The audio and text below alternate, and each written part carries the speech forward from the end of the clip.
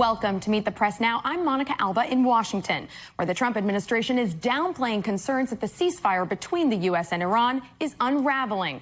Despite Iran's renewed aggression in the Strait of Hormuz, armed clashes with U.S. forces, and strikes in the region, as gas prices continue to rise and the price of oil remains above $100 a barrel. Secretary of State Marco Rubio is wrapping up a briefing at the White House with reporters where he was pressed about the status of the war in Iran and the current U.S. operations to guide vessels through the strait. He told reporters that the war was, quote, over, but the turmoil in the strait was not. This is not an offensive operation. This is a defensive operation. And what that means is very simple. There's no shooting unless we're shot at first. Okay? We're not attacking them. But if they're attacking us or they're attacking a ship, you need to respond to that. Look, the time's come for Iran to make a sensible choice. And it's not easy for them to do that, obviously, because they have a fracture in their own leadership system. And apart from that, I mean, the top people in that government are, to say the least, they're insane in the brain. And so we need to address that. Operation is over. Epic Fury, as the president notified Congress, we're done with that stage of it. Secretary Rubio was adamant that Iran cannot be allowed to normalize control of the strait, tacitly acknowledging that Iran does in fact have control of the vital waterway, in direct contrast to what the president has said in recent weeks about the U.S. controlling the strait. These guys have shut down the Straits of Hormuz. This is what Iran is saying. We will shut down the straits. No one can go through. No country in the world can go through unless we allow you to go through, and you have to pay us. But our ships can go through, meaning the Iranian ships, as much as they want. That's crazy. This comes after we saw in this briefing today with the president an incredibly high gas prices.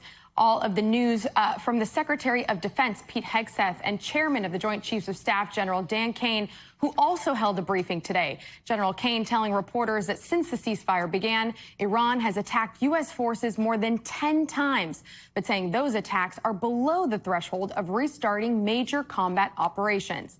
Here's more from the Pentagon briefing. You said that the attacks by Iran so far are below the threshold of restarting major combat operations.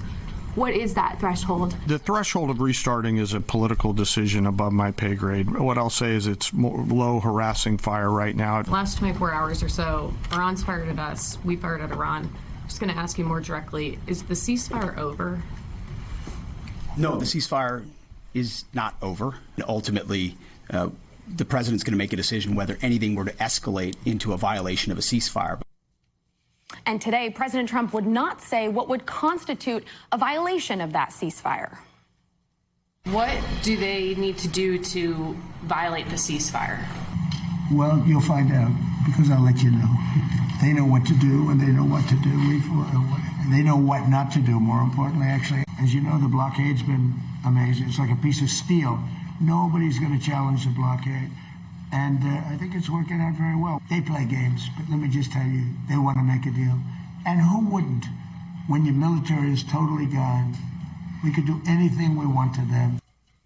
And despite the president's optimism about the U.S. naval blockade, transit through the Strait of Hormuz remains at a near standstill, with only one vessel making it through the channel today, according to analysts. And with so much of the world's oil supply frozen, gas prices continue to climb, reaching a new high during the war. Average prices now hitting $4.48 a gallon, up 50%. Meanwhile, in the Middle East, for the second consecutive day, the United Arab Emirates says it came under attack by missiles and drones from Iran. Tehran denies it carried out the attack, but yesterday, Iran's foreign minister warned in a post on social media that the UAE should be wary of, quote, being dragged back into quagmire by ill wishers. Joining me now is NBC News senior White House correspondent Garrett Haake, who was just in that briefing with Secretary Rubio. We have NBC News senior national security correspondent Courtney Cubie and NBC News military analyst, retired Army Colonel Steve Warren. Thank you all for starting us off. Garrett, I want to go to you on what we just heard from the secretary there. What stood out to you? Well, I think the main thing was the effort to reframe this Project Freedom as a benevolent action of the United States, the idea that the U.S. is trying to help out allies and partners all over the world, and as a humanitarian action for sailors who've been trapped in the Persian Gulf since this war started, not as a military exercise as a consequence of Iran shutting the strait because of the war that the U.S. has been engaged on in Iran. I mean, it was a reframing around this new goal of opening the strait, and the Secretary trying to link that to, what if Iran had a nuclear weapon and this desire to keep the strait closed? What a disaster that would be. To me, it was just sort of a telling marker of how far we've come in the almost 10 weeks since this conflict began. That was all about preventing Iran from having a nuclear weapon in a time where the strait was not even something that most Americans could find on a map, to now, on this day, the Secretary of State spending almost an hour talking about the importance of reopening a global waterway that was, before this conflict, open. Yeah, having no issue at all compared to what we're seeing now. And Garrett, there was some mixed messaging that we've even seen just over the course of today from the Trump administration, insisting that the ceasefire does remain in place. So what is the status of negotiations right now between the U.S. and Iran, according to Secretary Rubio? It's a great question. The country's top diplomat, the Secretary of State, put some distance between himself and those negotiations, saying that this was something that, Jared Kushner and Steve Witkoff have been heading up. He criticized Iran's leaders at one point as being insane. He called them radical clerics, and he talked about the idea of a diplomatic solution as a conditional. He said if there could be a diplomatic outcome. None of that suggests a great deal of confidence in negotiations that haven't taken place in person in almost a month, and with the Secretary of State basically keeping an arm's length from something that you perhaps would not have heard that same kind of tone if he were optimistic that a deal could be reached. Yeah, Secretary Rubio not participating in any of those negotiations coming up. He has another big trip coming up, though. He is set to travel to Italy and the Vatican. He was asked about that, and of course it comes as President Trump and the Pope have been feuding back and forth, including specifically over the war in Iran. So how much of the Trump administration's foreign policy might loom over that expected meeting? It'll certainly be an element. I mean, the Secretary took some pains to say that this was a trip that was scheduled before that recent back and forth between the Pope and the President. This wasn't about that directly. He is himself a practicing Roman Catholic, and I think provided a little bit of a different tone in his comments about the Pope, certainly, than what we've heard from President Trump, and said there's things he wants to work with the Vatican on, like aid to Cuba, like religious freedom in Africa. So I think you certainly saw a degree of smoothing over of what had been somewhat of a strained relationship between the Vatican and the White House. That's something that certainly the Secretary is in a good position to continue to do while he's there. But again, the Pope is unlikely to back off his message of peace. It's core to his message as Pope. It's core to the last Pope's message. This is not like anything new from the Vatican here. So I wouldn't expect to hear Pope Leo change his tune in opposition to this and all wars just because the Secretary of State's visiting him in the Vatican. Garrett Haight kicking us off from the White House briefing room. Thank you, Garrett. And Courtney, I do want to turn to you now because the Pentagon did also have a briefing today. So what more did we learn about U.S. military operations and the status of the ceasefire from their perspective? Yeah, I mean, despite the fact that President Trump in a radio interview late yesterday declined to say whether the ceasefire had been broken or not by the U.S. and Iran exchanging fire near the Strait of Hormuz yesterday, Secretary of Defense Pete Hegseth was adamant about it and said, no, the ceasefire has not been broken. So interesting for him to sort of take a step ahead of where the president was willing to go on the same issue. We learned a little bit more about exactly how this Project Freedom is going to operate. So far, we're still only aware of the 2 U.S. flagships that have transited through the strait, through that U.S. passageway.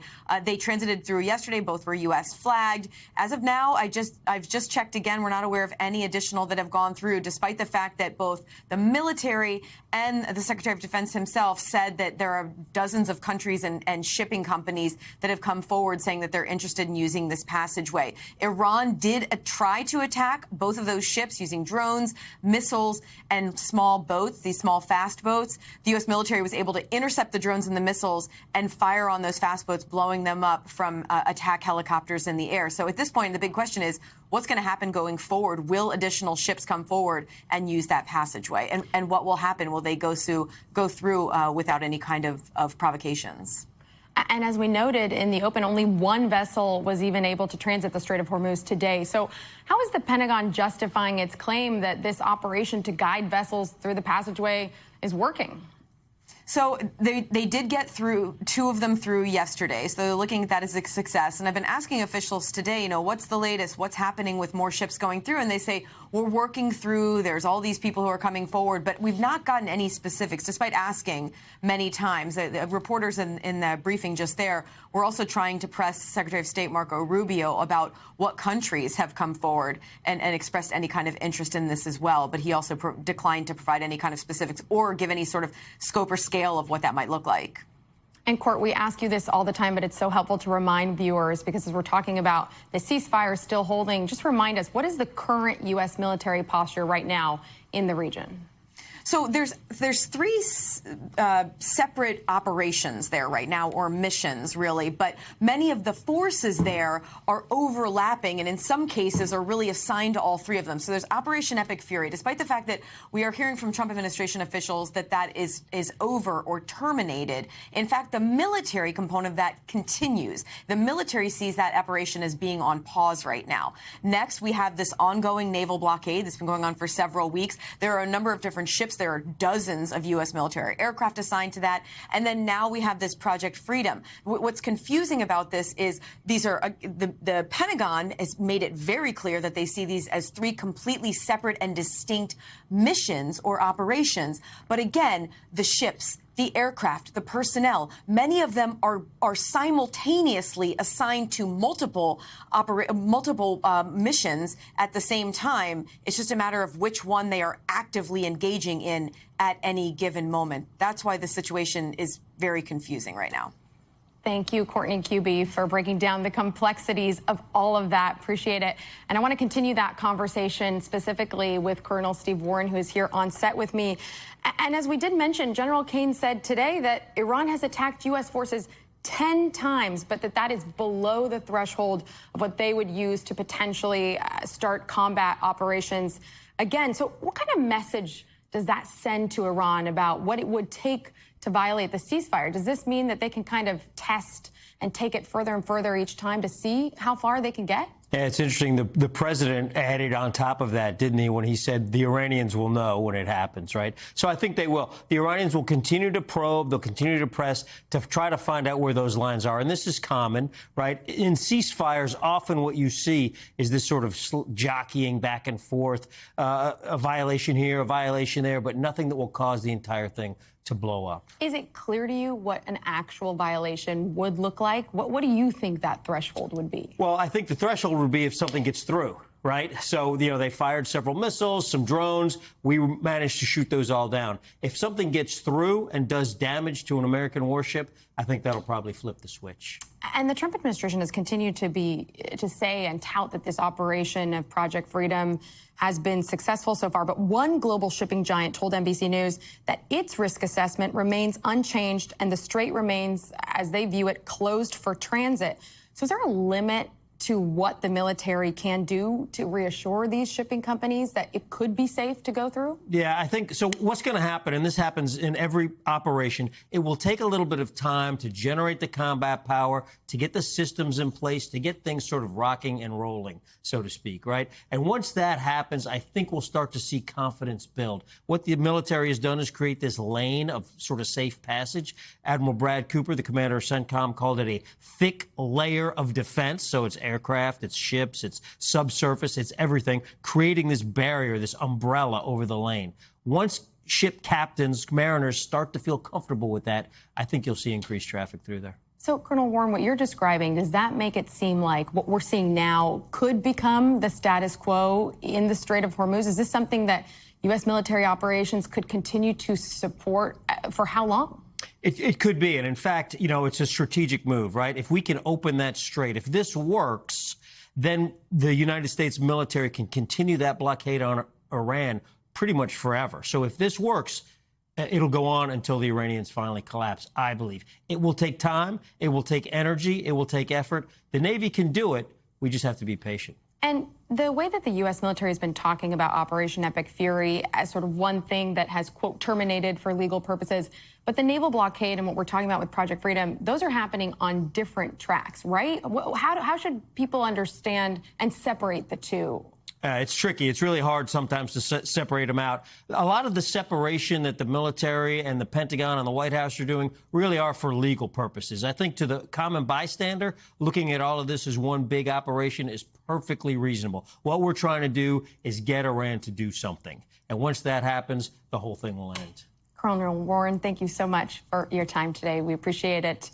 And before we go to break, we have some news that just broke in the last few moments. The suspect in the assassination attempt against the president at the White House Correspondents' Dinner has just been hit with an additional charge: assault on an officer of the United States. That new charge comes after the Justice Department says it confirmed that Allen shot a U.S. Secret Service officer as he was making his way through the security checkpoint. And coming up, revenge is a dish best served at the polls. We're live in Indiana, where voters are voting and President Trump is trying to oust 7 members of his own party in what will be a critical test of the president's power. You're watching Meet the Press Now. And I'll tell you what I'm looking for tonight in these key races.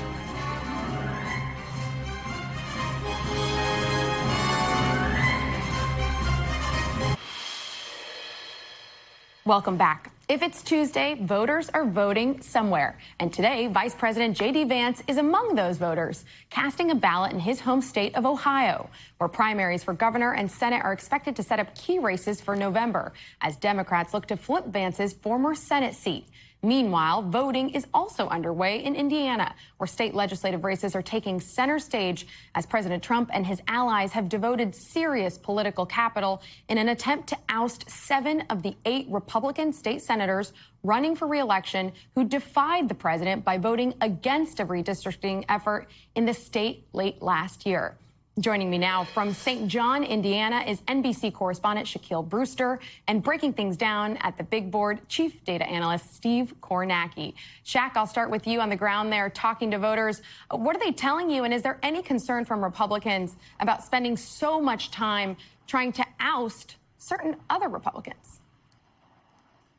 You know, Monica, it's really a mixed bag based on the conversations that I've been having here. Some people have described it as essentially inside baseball to see this Republican on Republican fight. But for others, this is the reason. The redistricting effort is the reason why they came to the polls today. And you talk about that political capital that the president and his allies have exerted on this race. We're talking about $12 million in state Senate races across the state that have been spent on television ads. You compare that to last cycle, it was $500,000. So a lot of capital there that's turning into people coming out to vote on both sides of this issue. Listen to what some of them told me.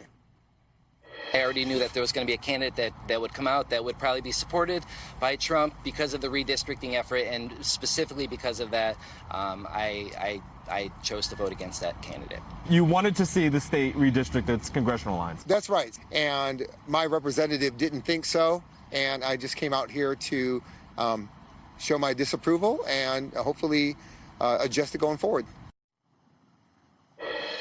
Now, one thing to watch is that Indiana is effectively an open primary race. You don't declare a party until you go into the ballot box. So I did talk to 2 more liberal voters who picked up Republican ballots today to support the incumbent senator who helped block those new maps, Monica.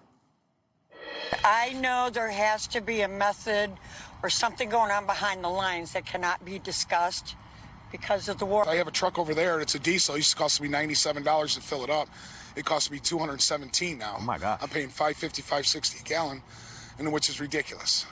But I can't blame any particular party for that.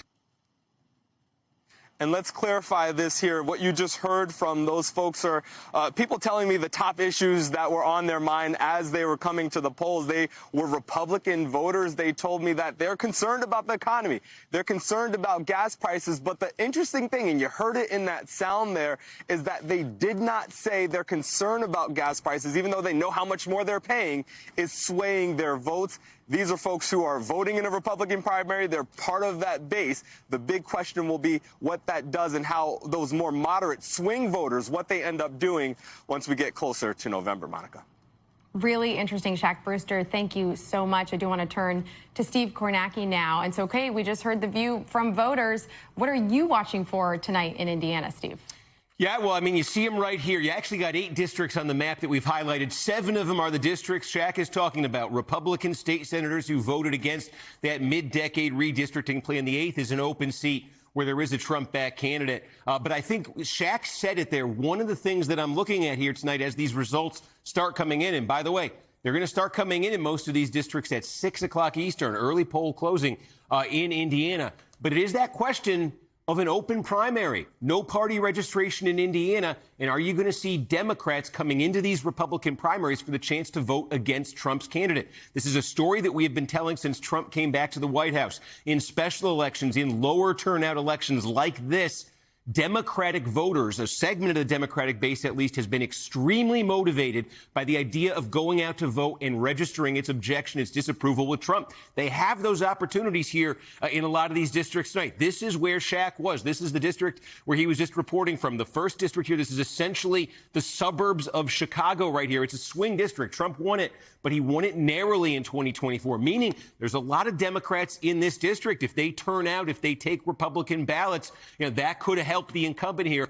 Dan Durnell is his name. Also, right here, this is just north of South Bend, sort of the Granger, Elkhart area here. Again, Trump won the district, not overwhelmingly, especially close to South Bend here. There are a lot of Democratic voters there. Again, is that going to be a factor in this primary? Another district where that could loom large. How about this right here? Jim Buck here is the Republican incumbent. He voted against that redistricting plan. This stretches from Kokomo all the way down to the fast-growing, higher-income Indianapolis suburbs of Hamilton County. And again, this portion of the district here has been trending away from Trump and the Republicans since Trump came on the scene. Again, are you going to see Democrats getting involved there? By the way, this district, Mike Pence, the former vice president, obviously estranged from Donald Trump, got involved here. He publicly endorsed Buck in this district. You also got a district right here, Purdue University, West Lafayette, Indiana. Again, this at least corner of the district I've got right here, there's a lot of Democrats there. So that's something we're going to be looking for.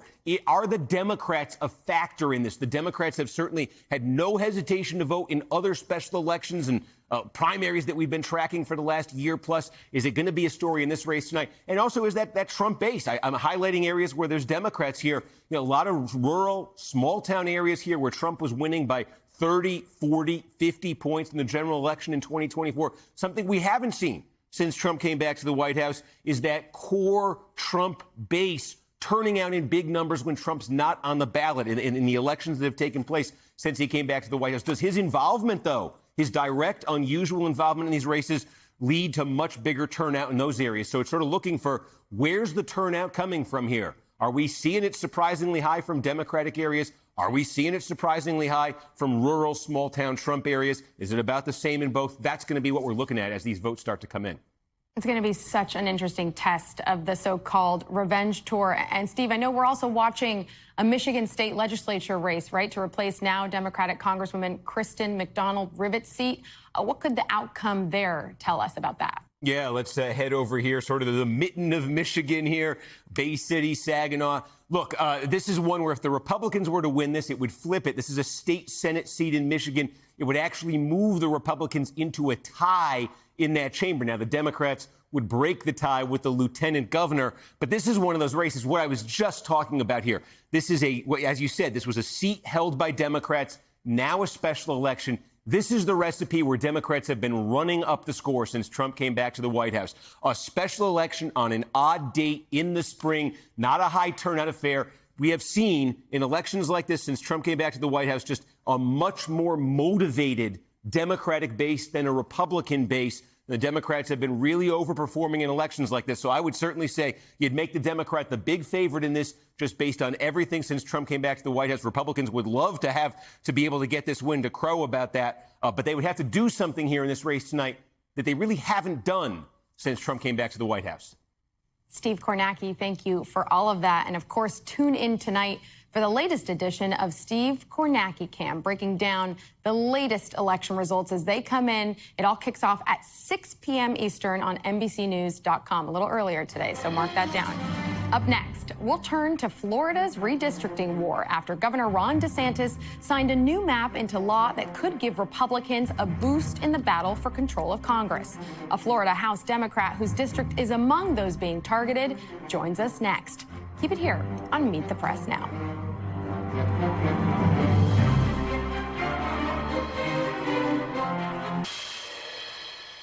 Welcome back. Florida Republicans' redistricting effort is already facing a legal challenge. Governor Ron DeSantis signing the state's new congressional map into law yesterday, tweeting, "Signed, sealed, and delivered." Hours later, a civil rights group and group of Florida voters filed a lawsuit asking a state judge to block the new map, arguing that the redistricting effort violated the state's constitution. Florida is one of at least 8 states, both red and blue, that have redrawn their congressional maps ahead of this year's midterms, with additional states threatening to redraw their maps as well. Joining me now is Congresswoman Kathy Castor, Democrat from Florida, whose district in the Tampa area just became redder with this newly redrawn map. Congresswoman, thank you so much for joining us. You say you are going to run in your current district, right? Florida's 14th congressional district. So how much more challenging have Republicans just made it for your reelection effort? Well, no matter how they draw lines on a map, I'm going to stand up for my Tampa Bay area neighbors. I have a long record of delivering for them. And right now, they're being crushed by the high cost of living that's driven by GOP policies out of the Trump administration and out of the DeSantis administration. So they felt like they've got to rig this election, change the rules of the game. But what's important to know, Monica, is Florida is different from many of the other states that have gone through this partisan gerrymandering. The Florida voters in 2010 added explicit information into our state constitution that prohibits gerrymandering or drawing congressional boundaries for a partisan purpose. You're not allowed to benefit an incumbent or favor a political party. The standards also required that districts are compact and contiguous. They respect community boundaries like city-county boundaries. And this is an intentional way to try to avoid what voters are feeling right now. They are very angry. They're being crushed by the high cost of groceries and electric bills. The big ugly bill ripped health care away. It impacted Florida families more than any other state. So people are outraged by it, and they're ready to take this on in the courts and ultimately in the ballot box. So, Congresswoman, you disagree with what Governor DeSantis is doing. You just called it rigged a moment ago. So how do you justify what Democrats did in Virginia and California and what they're now talking about doing even in New York? Well, this is why Florida is a little bit different, that we had those fair district standards already in our Constitution that disallowed partisan gerrymandering.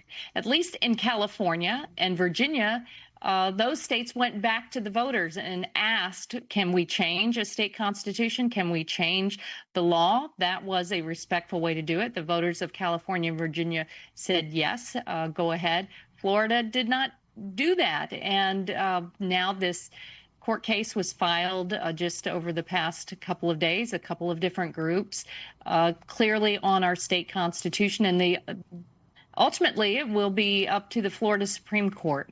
Are they simply puppets of Ron DeSantis, or are they independent jurists that respect the plain language in the Florida Constitution? And like I said, no matter how they draw these district boundaries, we've got to stand up to the policies that they're passing that makes life so unaffordable, whether it was the illegal tariffs, taking health care away or making it so expensive, high cost of groceries, and now taking us into a war without any public debate that is just gouging people when they drive up to the gas pump. Think about what it means to someone who drives for a living, the cost of diesel gas right now. Those are the calls to the office right now. How can we help address this affordability squeeze? And they're angry that they're not going to get to vote on fair districts in their congressional elections. Well, I want to drill down on that because Democrats also said that the new Virginia map would be temporary. So after the midterms, do you think that Democrats should undo their partisan drawn maps in places like Virginia in the name of fairness that you're invoking? I think all across the country, we've got to move towards greater reforms across our electoral system. We've got to get huge, big, dark money back out of campaigns. We should end this kind of gerrymandering nationwide. We need to pass the John Lewis Voting Rights Act to restore the voting rights to people.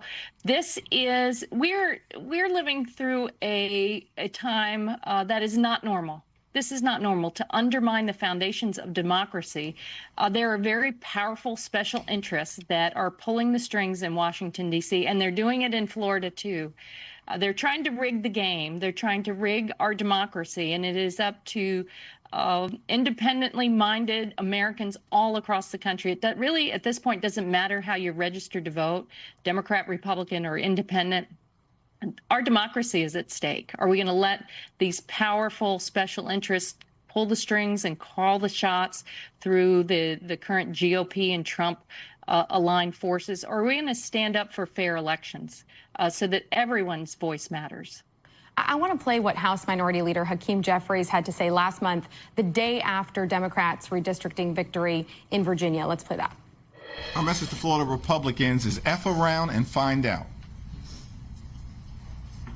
If they go down the road of a DeSantis dummy-mander, the Florida Republicans are going to find themselves in the same situation as Texas Republicans, who are on the run right now. And under no circumstances are Texas Republicans picking up 5 seats. They'll be fortunate if they get 2 or 3. While in California, we are going to get all 5.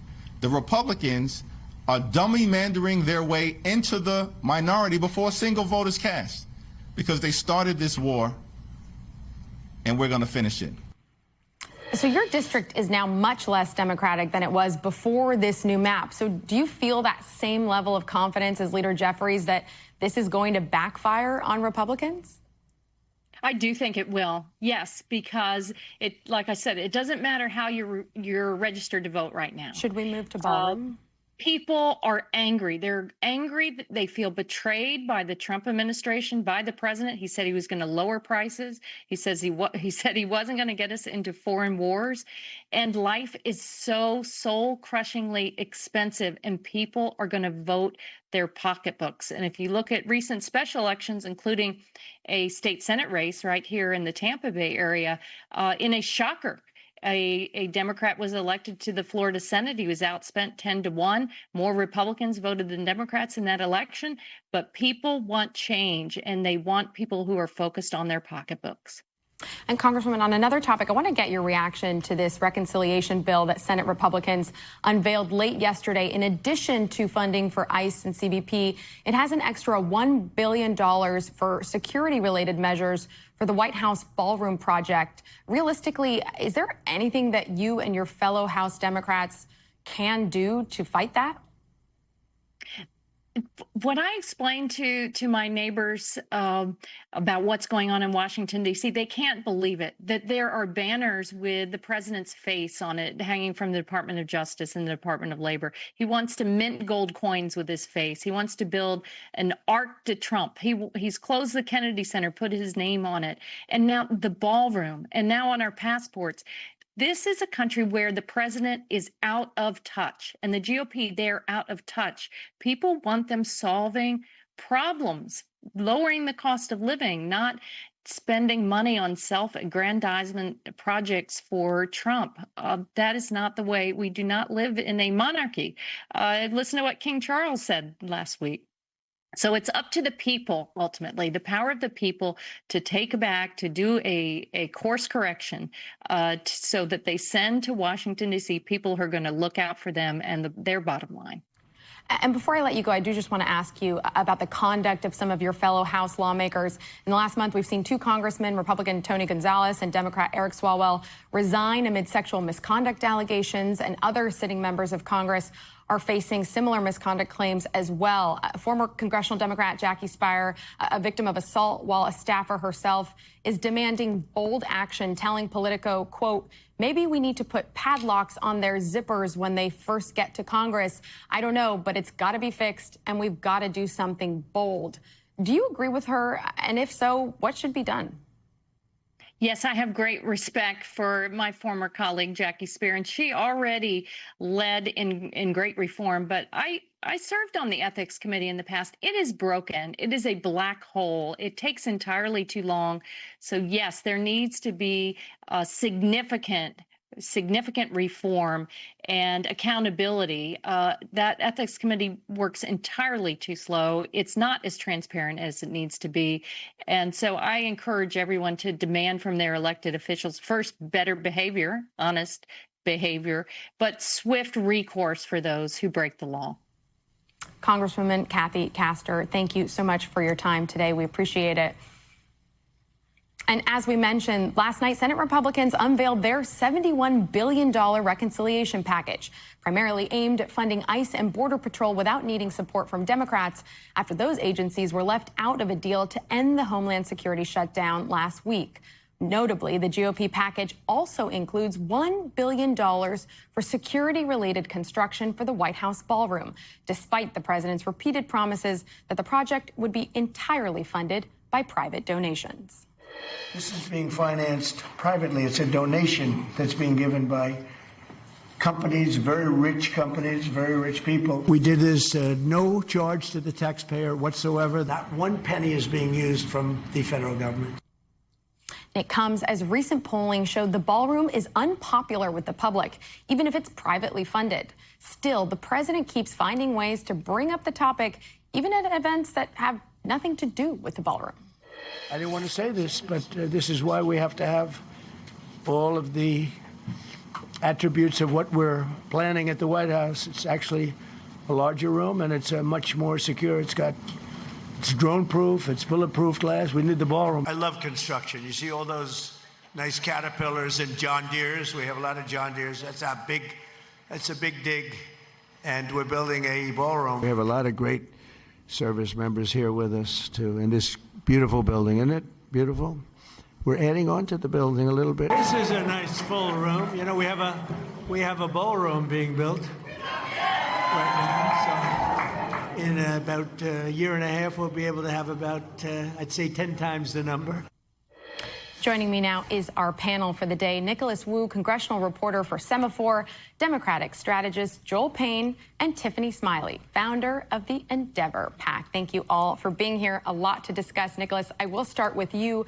So how significant is it that Republicans decided to include this potential money for the ballroom in their reconciliation package? And how much do you think the shooting at the White House Correspondents' Dinner 10 days ago had to do with that decision? The addition of the ballroom money in this budget proposal came as somewhat of a surprise addition. I mean, this was something that Republicans have been talking about, finding some way to do a standalone bill for the ballroom. But, you know, this is the must-pass legislative vehicle that's moving through the House and the Senate. And so this is the kind of thing where Republicans might try to attach that kind of funding. Now, the question is whether or not this might lose them any votes among folks who might think that this is not something Congress should be spending money on. And do you think the dinner did sort of factor into this very moment, trying to push it ahead now? Very possibly. The dinner prompted a lot of calls from Republicans in the House and Senate to, you know, pass some kind of legislation to build a ballroom, to allocate money for it, to in some other way provide Congress a seal of approval on it, which is what the courts have asked for. And so this might be their way of trying to do so. And Tiffany, the president, as we just played there, I mean, he likes to bring up the ballroom and all of his other renovation projects as often as he can. But does it risk making him look kind of distracted with when there's so much else happening in the world and here domestically when he is that focused on things like that? Well, I think it's important to remember that we have a president who's not a career politician. He's a builder. He's a developer. He built New York City, high-rise towers. This is who he is, in a sense. And I appreciate that he is moving this forward. You look at all of the imminent threats on our president, multiple assassination attempts. One almost took him out when he was campaigning. This is very problematic, and it's problematic when you look into the future. So adding in that funding, it's for protection for our country, for our future presidents down the road. We need to be smart and innovative and look at the threats that are imminent and posed direct threats to our president and our cabinet members, not just today and now what we're facing, but in the future. So it's like a bunker system. They need safety, they need security. And you look at all of the threats from drones and all these new technologies that are now coming in and threatening our country.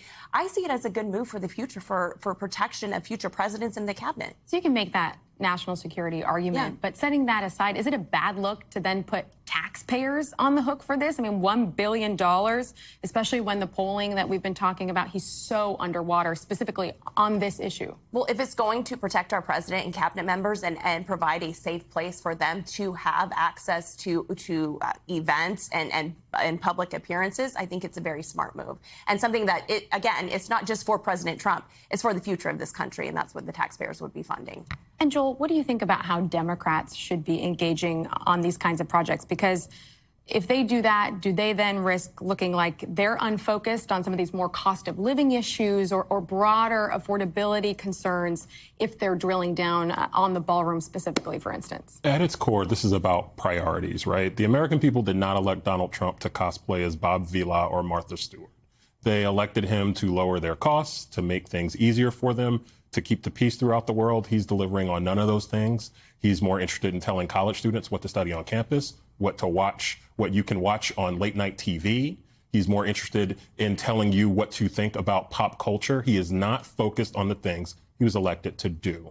And that's not only a problem for him, but it's a problem for Republicans all up and down the ballot coming this November, because I can guarantee you, I have a deep amount of respect for Tiffany. She'd much rather be talking about other issues than defending Donald Trump asking for $1 billion for a ballroom. And she and the Republicans who are on the ballot this November, that's what they have to do. They have to defend this president because he does not allow them the space to make smart political arguments. And that's the problem that Republicans are dealing with. But if Republicans do pass this package, then this is going to kind of maybe remove some of the legal hurdles that could potentially stop this, right? So isn't that kind of going to make the Democratic effort to oppose it more complicated? If those arguments are out the window and the construction can proceed, what happens then? If Republicans want to exert the remainder of their political capital on these vanity projects, on these surface projects that do not make the American people's lives better, be my guest. And if they want to go and they want to spend the next 6 months spending all their money at the NRCC defending this and sitting on panels like this and defending this, I'd be happy to serve a volley with them. Nicholas, the other big story today that we talked about on the show is this effort from the president. He's devoted a lot of resources and political capital to ousting these Republicans who were not on the same page with him when it comes to redistricting. We specifically talked about Indiana, where he is going against these state lawmakers who voted against the plan. But how big of a test do you think it's going to be for whether that is an actual test of the president's base and his influence on all of this? This is very much a proxy in a lot of ways for the president's influence down ballot. And what I'm watching tonight is the degree to which this changes voting patterns that we might already see in what are generally low turnout, less engaged elections than you normally see on a national level. These are local races. Voters might be tuning in a little bit later. And there's been a huge influx of money in Indiana as part of this effort by the president to oust these lawmakers who oppose his redistricting effort. And so the question for me is not necessarily whether so much voters were swayed by the redistricting argument, but more whether or not voters were swayed by the president putting his stamp on people. And Tiffany, jump in on that. I mean, how does this help, devoting all this money and time to this, specifically the state legislature race, how does that help Republicans keep the House and the Senate? Yeah, well, I think this is definitely a test. And are voters motivated? Are they turned out because of this? I think we have, obviously, the midterms are 6 months away. That's the real litmus test. Well, we will know how this really all plays out. But Donald Trump is going to do what Donald Trump does, and he's made a commitment that he will campaign and be out there in the fight in every regard, just as if he's running for president. Now, he's not on the top of the ticket, so how does that play down in races? I think these candidates, these Republican candidates in these districts, are going to have to be able to also stand on their own 2 feet. And they're going to have to make their case to the American people that they understand where they're at and that we are the party that will lead them into the future to a better economy, lower prices, and a better future. Something I like about Donald Trump is he's not always political, like a career politician. And he's in a position now where he's making moves for our country that are long-standing. Very rarely do you get a president who's willing to do that. Usually it's short-term little gains to maintain power and to maintain a re-election. So I think this will be really interesting to watch how it all plays out. And Joel, if these voters do end up backing the Trump-endorsed candidates in this, I mean, do you see that as a tougher or easier fight for Democrats in the election in November? Kind of what would be the more ideal outcome that Democrats are actually hoping for here? Yeah, it's a good question. I mean, look, it's very clear that Donald Trump, Susie Wiles, his political operation, view their strength as holding their base politicians and electeds, and showing strength and showing the facade of strength. I think that also says they have a lot weighing on what happens in Indiana tonight, just like they have a lot weighing on what happens in Kentucky with Thomas Massie. They have a lot weighing with other Republicans that they are trying to influence around the country. If they cannot hold those folks in line, that starts to crumble at the core of Donald Trump's political project. And I'd imagine that's what's concerning the folks in the White House right now. And we're going to hear more from Vice President Vance, who's out campaigning in Iowa today, so that'll be interesting as well. Joel, Tiffany, and Nicholas, thank you all so much for this discussion. And still to come, humanitarian aid groups sound the alarm in Lebanon as Israel and Hezbollah ratchet up their attacks, with more than 1 million people now facing a hunger crisis. A World Central Kitchen chef joins us from on the ground in Beirut. You're watching Meet the Press now.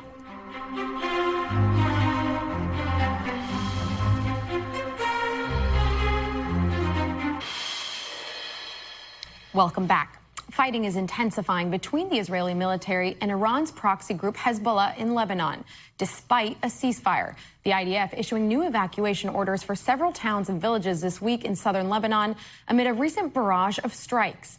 It comes as a humanitarian group is issuing a new warning about a deepening crisis in Lebanon as people continue to be forced from their homes by the conflict.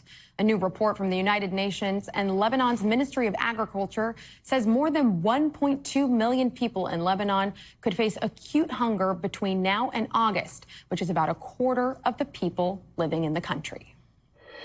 Joining me now is World Central Kitchen chef Aline Kamakian in Beirut. Aline, thank you so much for making time to speak with us today. And you were on this show just a few weeks ago telling us about your work trying to feed families in Lebanon. Since then, this report has come out warning of a food crisis. How concerning is this assessment to you?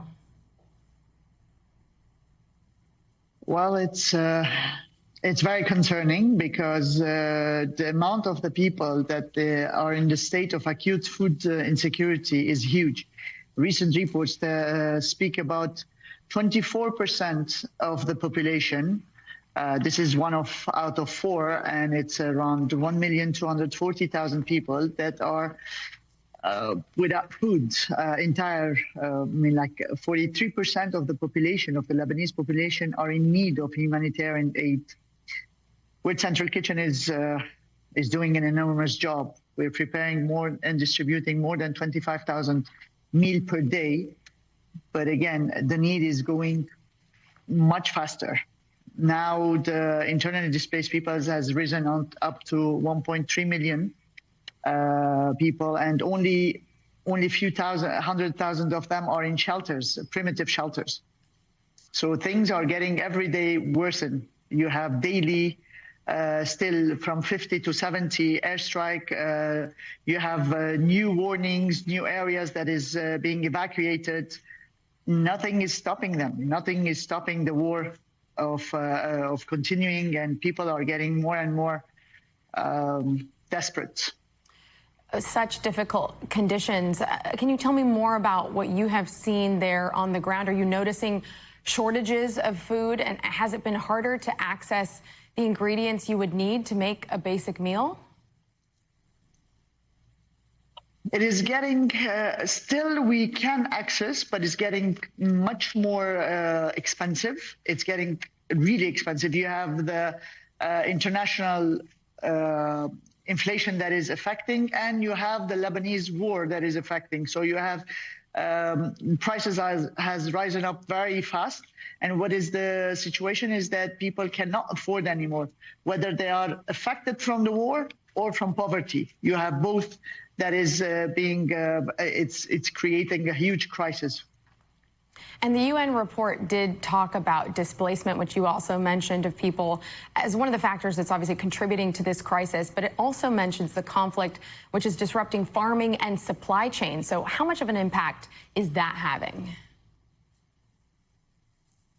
You have to know that 65% of the agricultural land in Lebanon are located in the south and the Bekaa. Both of them are being are heavily bombarded right now, and white phosphorus and whatever you want. So you don't have an agriculture right now, pure agriculture in Lebanon. You have most of the farmers became internally displaced people. So the agriculture is very weak. You have also the infrastructure, so there is no irrigation, there is no water.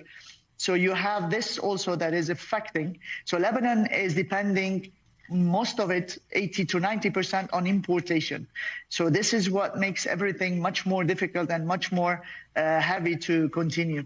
You have more than 49,000 olive trees that are deliberately derooted, and so you have all the trees and everything that is being burned.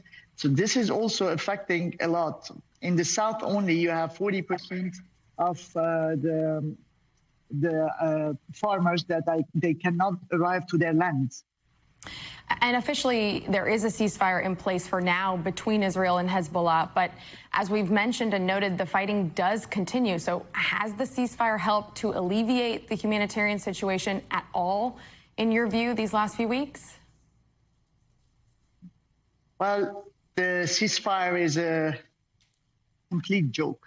Okay, so I don't know how to explain, but the ceasefire made things worse, I guess, because people thought that they can go back to their, try to find their houses, try to find their homes, but unfortunately is a complete farce. So the ceasefire, people started to go back to the south, trying to find their houses, whatever left of it. Unfortunately, the bombardment restarted, so we as humanitarian, we were like, it's very difficult to arrive every place to distribute food because of the road, because of the people that are on the road, and the war that the roads got bombarded. You cannot arrive every place. So the ceasefire, I'm sorry, but it's a complete farce. No. Aline, and in the short time that we have left, what do you make of the response from the international community? And do you think enough is being done to help Lebanon right now? Well, there's World Central Kitchen is here. There's a lot of NGO that working, but unfortunately, the need is so big that all of us together, we're not able to cover it. It's the need is huge. International community is acting as if there is no war, but here on the ground, there is a huge. We're getting hit every day, so the need is huge. I don't know if we continue like this, it's a catastrophe. Chef Aline Kamakian, thank you so much for your time today and for your important efforts. We really appreciate it. Thank you. We will be back tomorrow with more Meet the Press Now, and there is much more ahead on NBC News Now.